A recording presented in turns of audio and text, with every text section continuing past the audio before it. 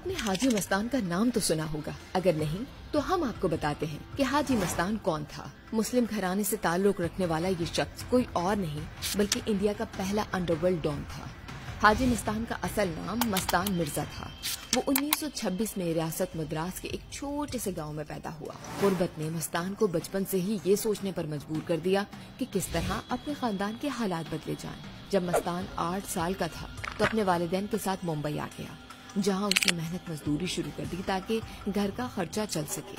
मुंबई में बंदरगाह पर मजदूरी के दौरान मस्तान ने एक अलग ही दुनिया देखी। उसने देखा कि यहाँ महंगी महंगी चीजें स्मगल होकर आती हैं, जिससे स्मगलर्स ढेर सारा पैसा कमाते हैं। उन दिनों स्मगलिंग का कारोबार अपने उरूज पर था।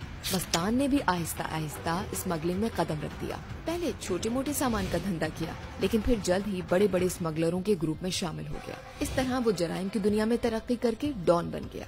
1950 और 1960 की दिहाई में हाजी मस्तान का नाम मुंबई के अंडरवर्ल्ड में गूंजने लगा। वो ज्यादातर सोने और इलेक्ट्रॉनिक्स की स्मगलिंग करता था। हाजी मस्तान की सबसे बड़ी तरक्की ये थी कि वो सियासतदानों और पुलिस की जेबें गर्म करके अपनी हिफाजत यकीनी बनाता था। तशद्दुद और कत्ल गारत से खुद को दूर रखता था। ज्यादातर पैसा और ताल्लुकात इस्तेमाल करके धंधा करता था।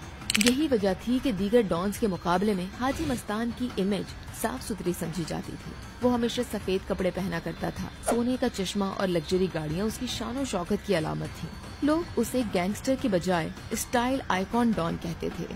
हाजी मस्तान को बॉलीवुड नगरी से इश्क था। वो फिल्मों में सरमाया लगाता और कई फिल्म प्रोड्यूसर्स और अदाकारों की मदद भी किया करता था। कहा जाता है कि लेजेंड अदाकारा मीना कुमारी के साथ भी उसके करीबी ताल्लुकात थे। दरहकीकत हाजी मस्तान ही था जिसने अंडरवर्ल्ड और बॉलीवुड के ताल्लुकात की बुनियाद डाली थी। वही पहला शख्स था जिसने मुंबई में अंडरवर्ल्ड को भी मुनज़्ज़म किया। जराइम की दुनिया के लोग हाजी मस्तान के नाम से कांपते थे, लेकिन उसके बरक्स गरीबों के लिए वो किसी मसीहा से कम नहीं था, क्योंकि वो गरीबों में पैसे बांटता था, अस्पताल और मदारिस में अतियात देता था। मुंबई के आम लोग हाजी मस्तान को रॉबिन हुड मानते थे। हाजी मस्तान को कई बार गिरफ्तार किया गया, लेकिन ज्यादातर स्मगलिंग के केसेस में, क्योंकि वो पुरतशद्दुद डॉन नहीं था, मगर हर बार ताल्लुकात और पैसा ही उसके काम आया। यही वजह थी कि वो ज्यादा अरसा जेल में नहीं रहता था। 1970 और 1980 की दिहाई में अंडरवर्ल्ड में नए चेहरे सामने आए। दाऊद इब्राहिम और दीगर की एंट्री के बाद हाजी मस्तान ने महसूस किया कि उसका दौर खत्म हो रहा है। इसीलिए उसने सियासत का रुख किया।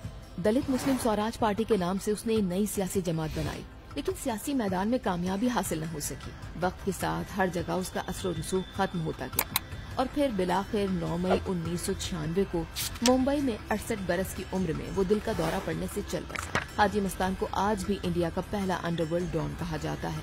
उसने अंडरवर्ल्ड का वो दरवाजा खोला जिससे बाद में दाऊद इब्राहिम जाहिद और दीगर कई खतरनाक डॉन्स निकले।